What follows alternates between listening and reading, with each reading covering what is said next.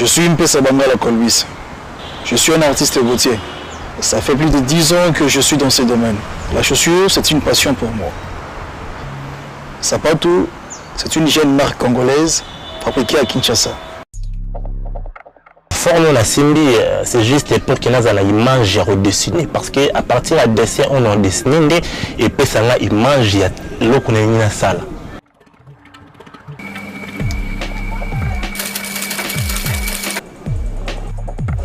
Comme on a Samuel Mamba, artiste bottier, fabricateur de chaussures, spécialité nanga ils ont là-bas, semelle. Comme on a Ilunga je suis, artiste bottier. Pour ça on a aussi semelle, pour nous contrefort, on a bombe. Comme on a Youssouf Kiboko le coccinelle. Nous sommes artistes bottier, spécialisation dans le montage pour monter sapatou. On a posé la forme, pour appeler sa forme la sapatou. Pour appeler la posé la premier de montage. Il y a des racines, nous avons dit ça tige, contrefort, il y a boudure pour appeler sa forme la sapatou.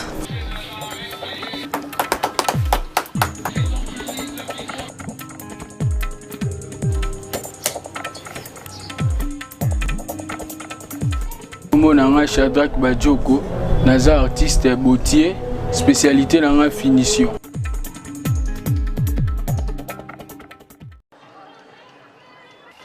Colbis Bangala est un bottier quinois qui a acquis de l'expérience dans ce domaine depuis plus de 10 ans. Dans son atelier de fabrication d'apparence très rustique, il fournit chaque mois une centaine de chaussures pour hommes de bonne qualité qui semblent surprendre agréablement la clientèle. Son objectif avec le projet Sapatu est de produire 1 million de chaussures par an pour répondre à la demande. Donc dans les années à venir, on s'est dit qu'on devait être capable de couvrir une grande population quinoise par rapport à notre marque Sapatu. Si déjà on parvenait à produire 1 million de paires, je dirais sur les 12 millions, on sera fiers de nous. Mais nos aspirations sont tellement au-delà de 1 million. Maître Abdoul est un autre bottier qui fait partie du groupe des géniteurs de la nouvelle marque Sapatu. Il a placé son atelier dans le quartier populaire de Matongé à Kinshasa. Pour lui, unir les forces et faire connaître la marque à travers le monde reste le principal défi, en dehors d'augmenter la capacité de production dans chacun des ateliers Sapatu. Projet est un développement. Ce projet est un projet de développement. Le Congo est vraiment grand et contient beaucoup de génies congolais. Nous, les bottiers, nous voulons faire une œuvre durable que l'on peut chausser et qui peut faire réagir le monde entier. Sapatu est une jeune start-up quinoise qui a pour ambition de se positionner comme la première marque de chaussures pour hommes. Il est un concept novateur car la marque réunit un collectif de designers et de bottiers qui collectionne et propose 6 modèles de chaussures de tendance chic et urbaine à des prix abordables pour les citoyens lambda. Ça s'appelle Sapatu. Ces derniers temps, elles sont appelées Zalayo.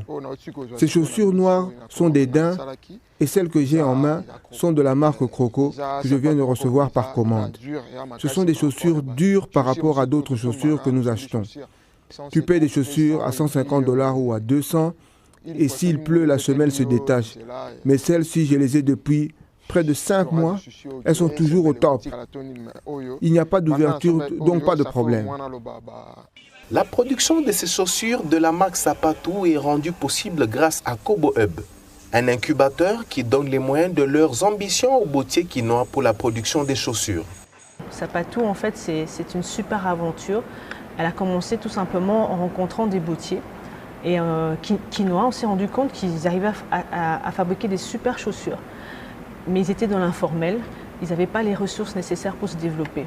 On s'est dit qu'il y avait une opportunité, parce qu'aujourd'hui la RDC c'est 80 millions d'habitants. Donc c'est plus ou moins 80 millions de clients potentiels. Quelques magasins et boutiques de Kinshasa offrent en vitrine la collection de ces chaussures avec une petite clientèle fidèle établie. Aujourd'hui, Franchir un cap et produire pour le grand public avec des prix de vente abordables variant entre 20 et 80 $ la paire de chaussures faites à la main reste le défi. Francis Kabouya pour VO Afrique, Kinshasa.